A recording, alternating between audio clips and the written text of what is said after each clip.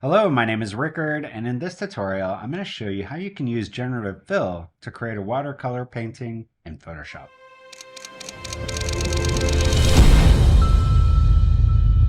If you'd like to follow along, I have included the image that I use as well as the brush presets and pattern presets in a link in the description of this video. They are free, so go ahead, download those.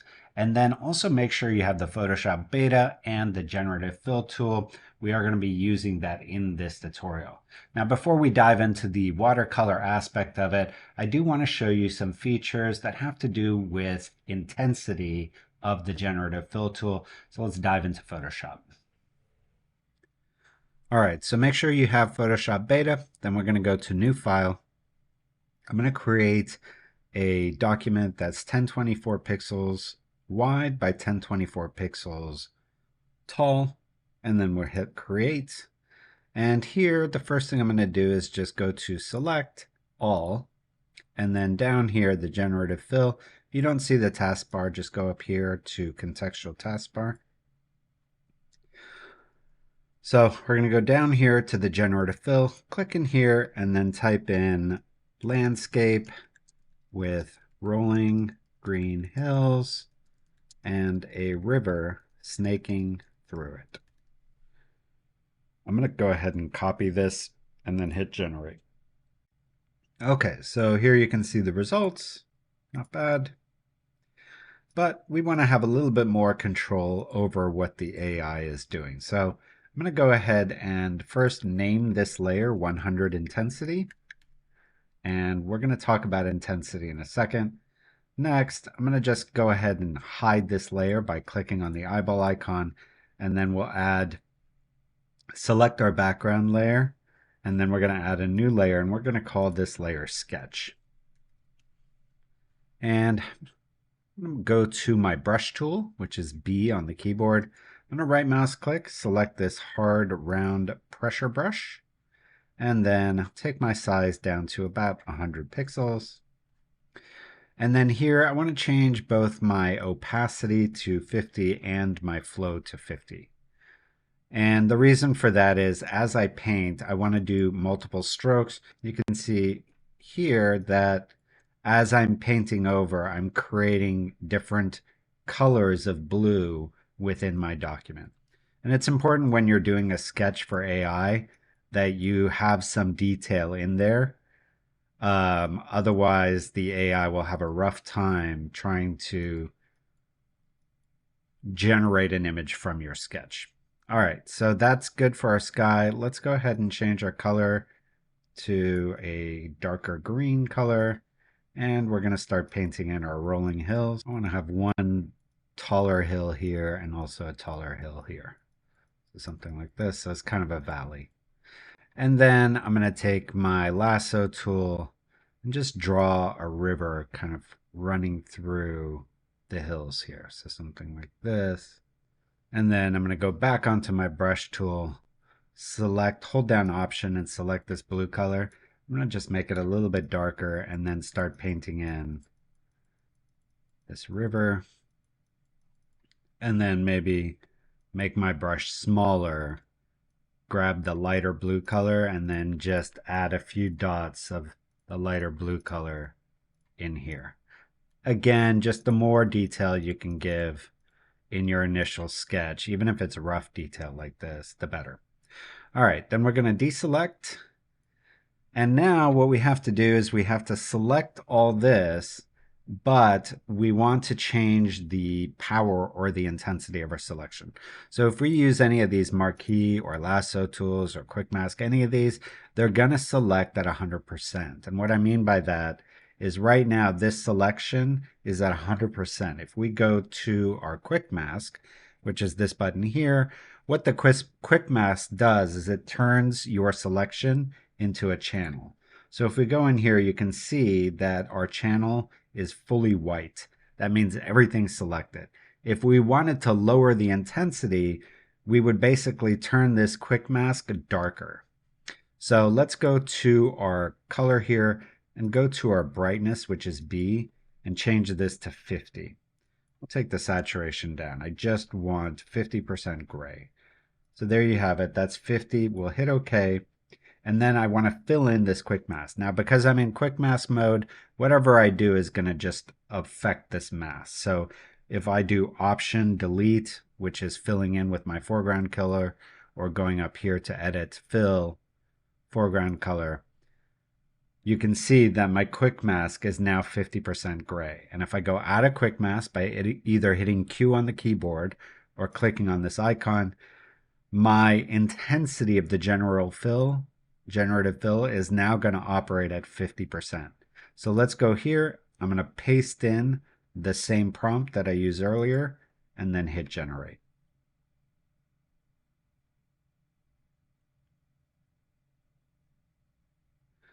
And there you can see, if we look at our sketch compared to the AI, that it's done a really good job of sticking with our sketch to create this image. You can see that there. You can see even this. It's turned some of those strokes and lighter areas into clouds. And then this is what happens if you don't put enough detail in your original sketch. So the closer it is to this in your output, usually means that you need to have more detail in your original. But as you can see from these, we had enough for it to give us some really nice results. And with intensity, what you're doing is you're weighting how much the text prompt has an effect on the image versus how much the contextual information has an effect on the outputted image or the generated image. Let's go ahead and just close this without saving. And let's go to File, Open. And in the assets, you're going to see a document called Intensity. Go ahead and open that. And this is a document where I've already done a sketch. So this is the sketch that I did.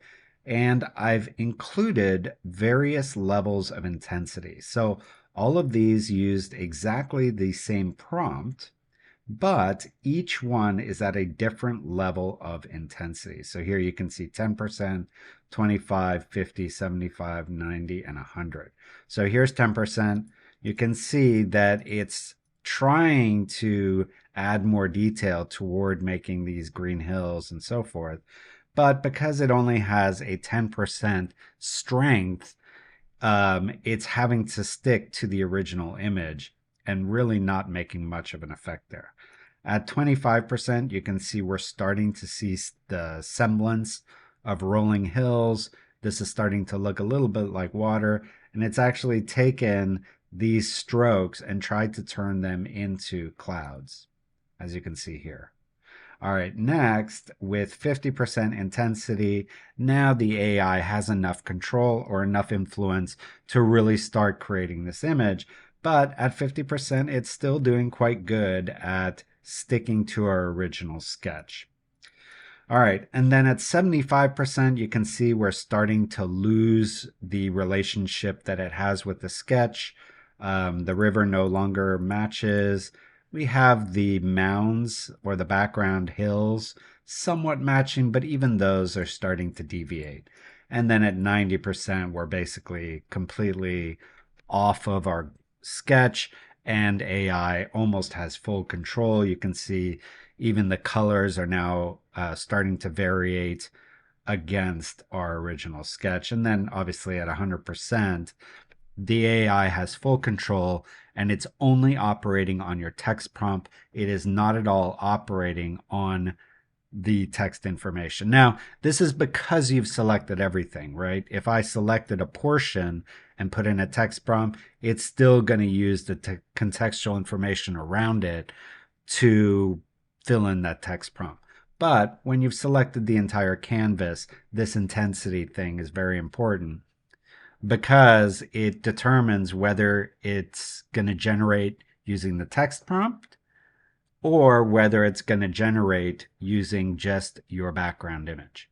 So now that we understand how this intensity works, the other thing that you need to know is how to adjust the intensity. So I already showed you how to set it to 50%. Just to go over that real quickly, again, what you're going to do is select all, which you can do with Command A. So let's do Command A. We now have selected all. Then you're going to go into the quick mask, and the shortcut for quick mask is Q. You can see not much has changed, but you'll see quick mask in the tab here, and then you'll also, in your layers, you're going to see this turn red, which means this quick mask is activated. All right, so now that we're in quick mask mode, what we can do, the two ways that we can adjust our intensity is by changing our foreground color here, and white is 100% selected, 100% intensity.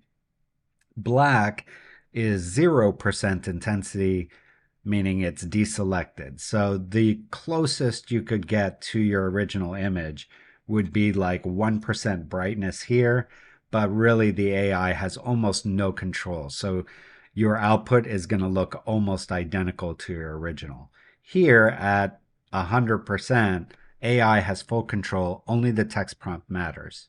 So that's how you would control it here after you've set it. So let's say I wanted it to stick very closely to my sketch. So I'm going to bring this to like 15% here. I'm going to hit OK, and then I need to fill in the mask with my foreground color. I can do that with Edit, Fill, Foreground Color, or I can hit Option, Delete on a Mac, Alt, Backspace on a PC. Once I have it, I'll hit Q again or click on the Q icon.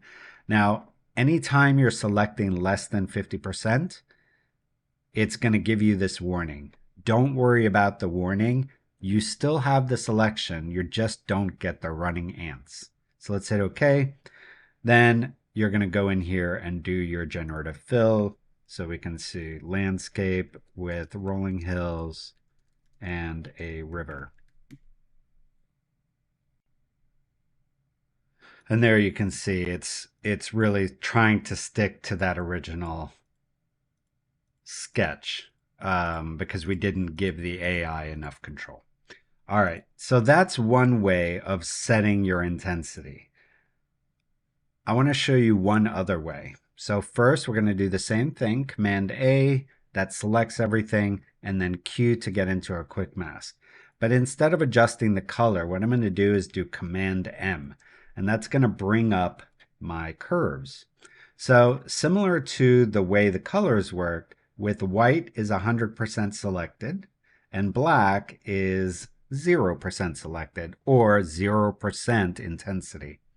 And here we can actually interactively adjust it. So all we have to do is grab the top of the curve and start moving it down. At 100%, AI has full control. As we start moving it down, the sketch has more control. For this one, because our sketch is so rough, we probably want it around the 50% or maybe 45% mark. So let's draw just under 50%. So that's going to be around 45. Let's hit OK. Hit Q. Again, because it's under 50 at 45, we're not going to see the running ants. And here we'll do the same landscape with running green hills and a river snaking through it.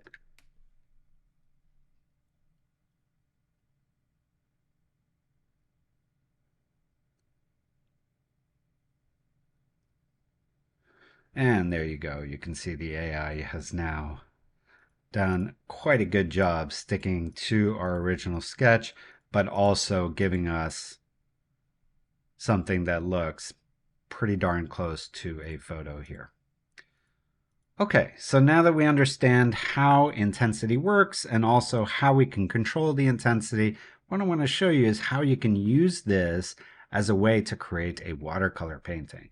So let's go out of this. We don't need to save. I'm going to go to File, Open, and in the assets, we have the Sweden JPEG. Let's go ahead and open this. And basically what we're going to do is use our photo as our sketch for the AI to do the watercolor painting. So if I select all and just type in watercolor painting here, it's not going to give us a watercolor painting of anything because at 100% selection or 100% intensity, however you want to call it, all of the generation is happening based on the text prompt. It's not using any information from our image. So with the text prompt watercolor painting, it's just giving us a watercolor painting. So let's go ahead and throw this away. Now let's do Command A and then go into our quick mask with Q. I'm going to bring up my curves with either adjustments, curves, or Command M. And then I'm going to start bringing this down. Now, for my first generation, I want it to be very close to my original image. So I'm going to bring this all the way down to like 15 on the output here. Hit OK, hit Q again to get out of quick mask, and then type in watercolor painting. So there you can see we're starting to get a more watercolor painting looking image. But because we gave the AI only like 10% control, it's obviously not very strong. So let's go ahead and turn that one off with the eyeball. I'm going to Command A again, Q again, Command M for curve, and this time I'm going to leave it at about 25%. So that's the 25% mark. And let's do this one more time.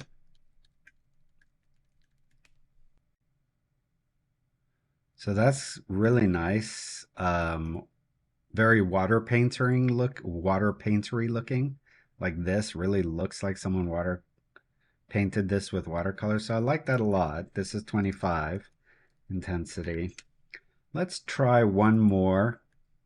And this one, I'm going to do Q again, Command M again. This time I'm going to bring it just above 50. So the AI is going to have even more power here. And let's do watercolor painting one more time. And you can see that once we cross the 50% threshold, there's such a loose connection with the original photo or sketch that it almost becomes useless. So let's go ahead and throw away the 50% one. Let's try maybe doing one more at closer to like the 35% mark. So that would be somewhere around here. Same prompt, watercolor painting.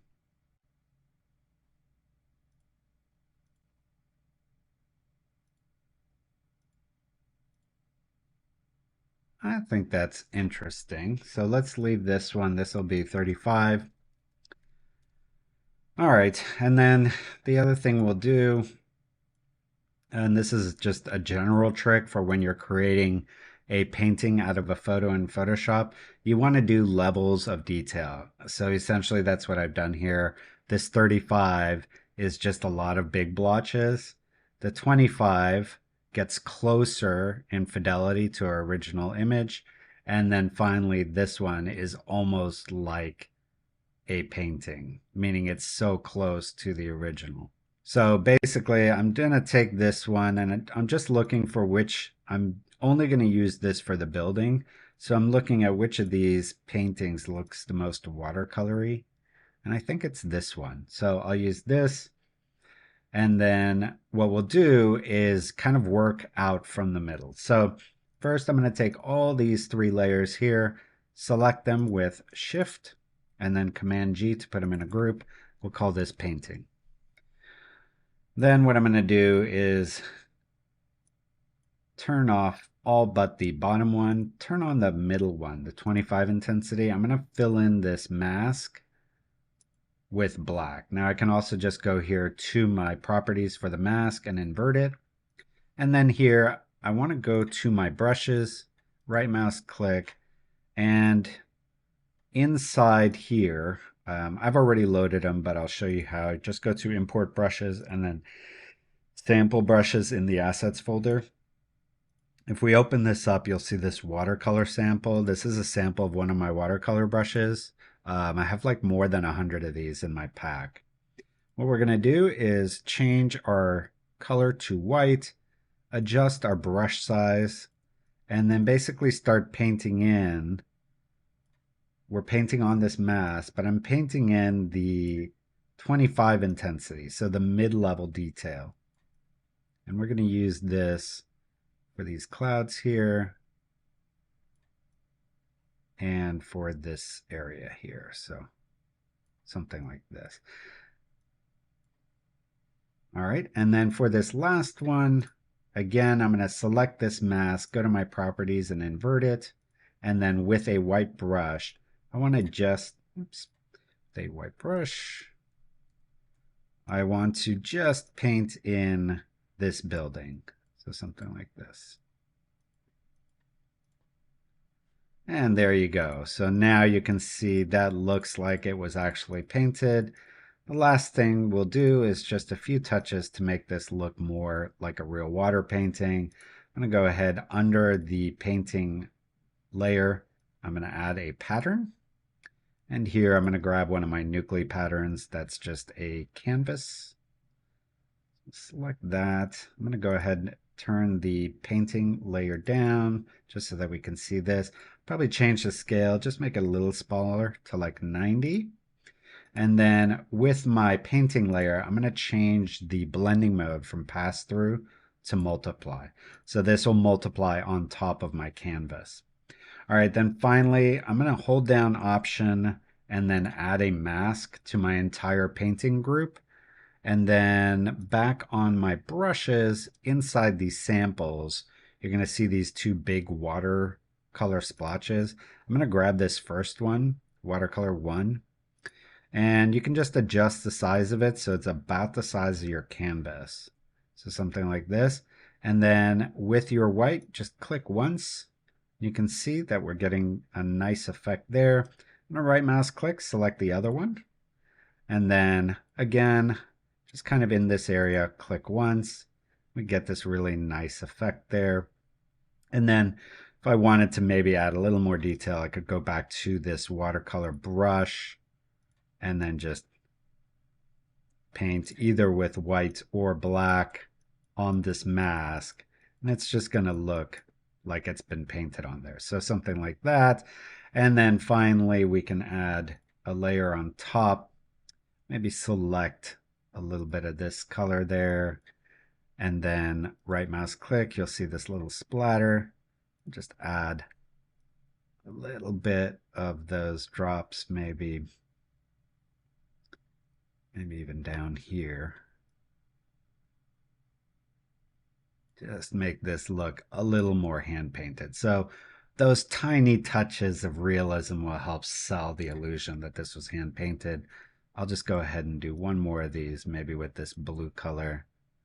I'll do it here and then just do a transform to kind of shove it off into one of these corners. Something like that. So there you go. And then the last thing I would do is you always want to have like 100% white in your image. And because I'm multiplying on top of something that isn't 100% white, what I could do here is just add a curve. You can see my white starts right about there. You can also hold down Option. And then as you drag this, you'll see your whites start appear outside of the black. So this is obviously way overexposed, but if I'm just seeing a few little white dots, which is right about there, that's kind of what I want. You'll see that just gives it a little bit of a nicer pop there. So there you have it. That's how you can use the Generative Fill tool to create a watercolor painting effect in Photoshop. Now, I did test this method with a lot of images, and I will say that images that feature people, this trick does not do very well on. It does tend to distort faces pretty badly. I tried all different settings and I was not able to get any good results with people. However, it does seem to do really well with landscapes as well as kind of picturesque scenes that you would usually see in a watercolor painting. Now, this may improve as the AI gets smarter, but as of this recording, I would not try this method with faces. All right, so there you have it. If you enjoyed this tutorial, please subscribe to my channel, leave a like, leave a comment, share this video. Also, I do offer professional Photoshop training as well as tools at nucly.com. So go ahead, check that out. Here are some other tutorials that you can check out, and I'll see you next time.